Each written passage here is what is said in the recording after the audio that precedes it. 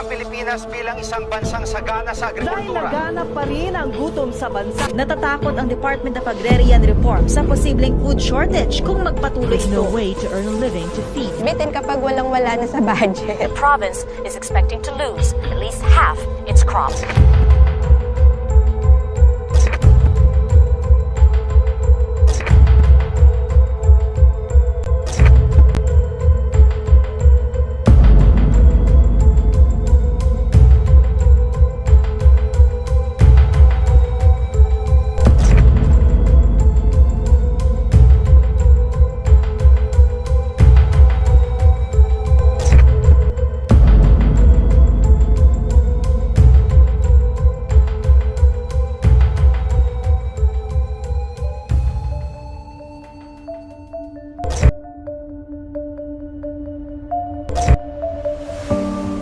The Huck-Balahaps constituted the government's biggest headache. Once strongly anti-Japanese, the Hucks now trained their sights on the new government and its policies. Hawk Rebellion under Louis Tarok. Louis Tarok was one of the prominent leaders of the Hawk-Balahap or Hukbo ng Bayan, laban sa Hapon movement, an anti-Japanese resistance movement with a peasant mass based in central Luzon, the Hawks. As members of the movement were known, played an important role during the Japanese occupation when they engaged in guerrilla resistance, which significantly weakened Japanese military hold over Luzon provinces.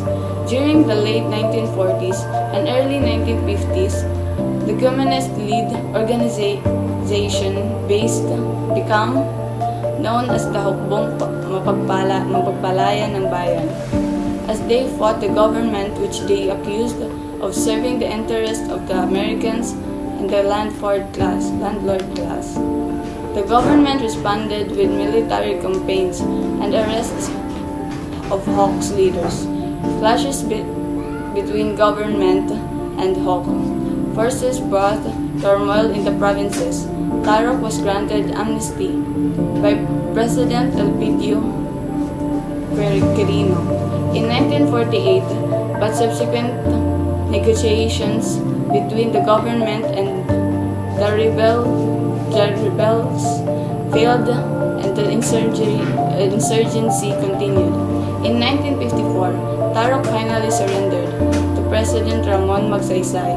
The excerpts on page 231 to 232, taken from Tarok autobiography, he described his upbringing among the peasantry.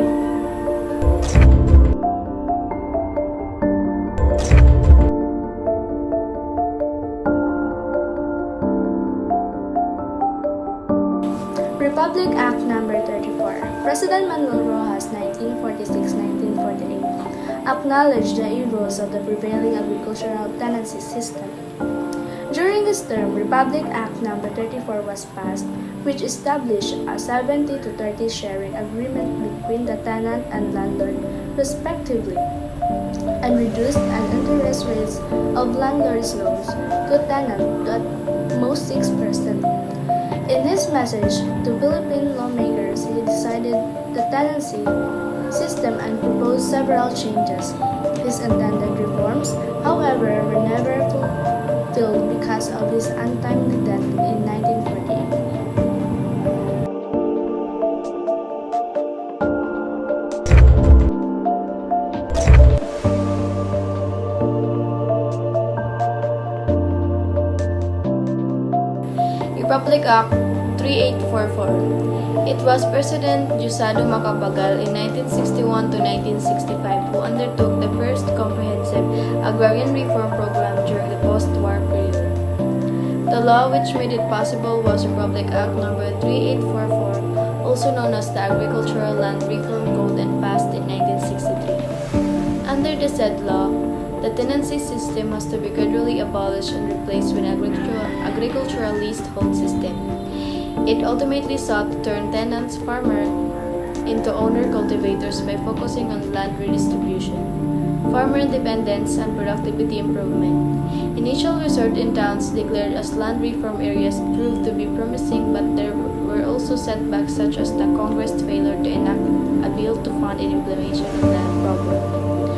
The expert on page 233, taken from the Agricultural Land Reform Code of 1963, includes the Declaration of Policy and the Bill of Rights of Agricultural Labor.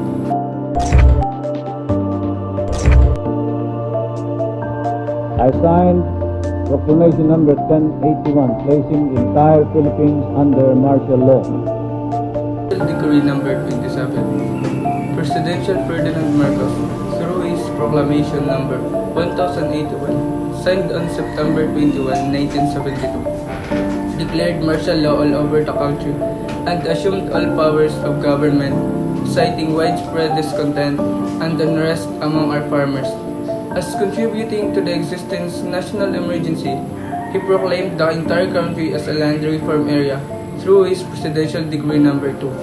President Marcos' land reform program was expounded in his Presidential Decree number 27, which provided that all tenanted private agricultural lands devoted to rice and corn production will be distributed to the tenants. Landowners were allowed to retain no more than 7 hectares, while tenants who work on the land can purchase 5 hectares, 3 hectares if irrigated, of land to be paid through amortization in 15 years. The program, however, was limited in scope and had problems in its implementation. By the end of martial law, very few tenants were actually awarded lands. The full text of President Marcos' Presidential Decree number 27 follows on page 236.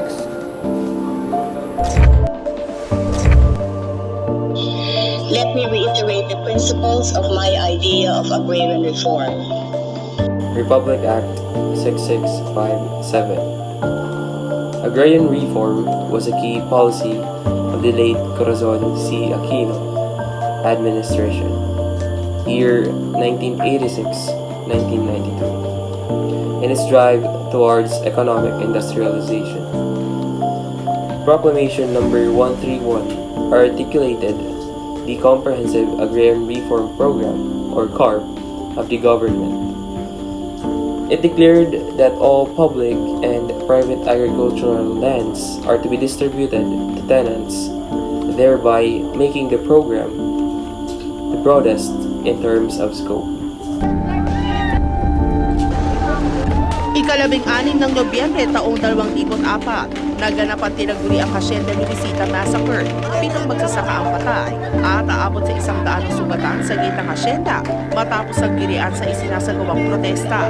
Panawagan ng mga magsasaka para sa pasahod, benepisyo at reforma sa pamamahagi sa agricultural sector. They don't own a land. The land reform was a farce, not because it was not given, or indeed there was really a ceremony to do that, but the problem again is that there was no support.